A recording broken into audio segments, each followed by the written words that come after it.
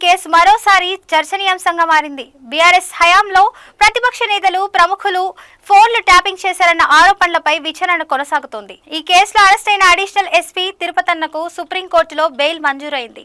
దీంతో మిగతా నిందితులకు కూడా బెయిల్ లభించే అవకాశం ఉందా లేక విచారణ వేగంగా జరుగుతుందా అనే అంశంపై ఉత్కంఠ నెలకొంది.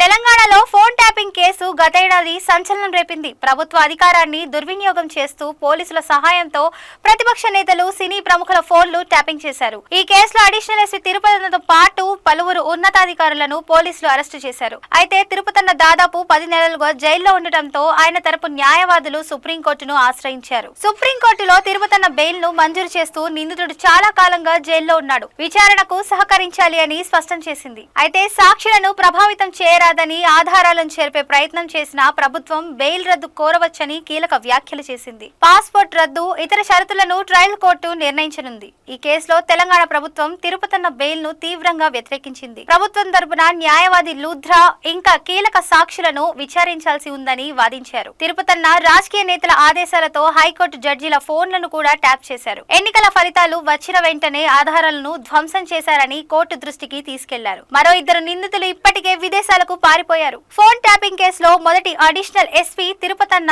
అరెస్ట్ అయ్యారు. ఆయనతో పాటు అడిషనల్ ఎస్పీ ప్రణీత్ రావు, భుజంగరావు, మాజీ టాస్క్ ఫోర్స్ సిపి రాధాకృష్ణన్లు కూడా పోలీసులు అరెస్టు చేశారు.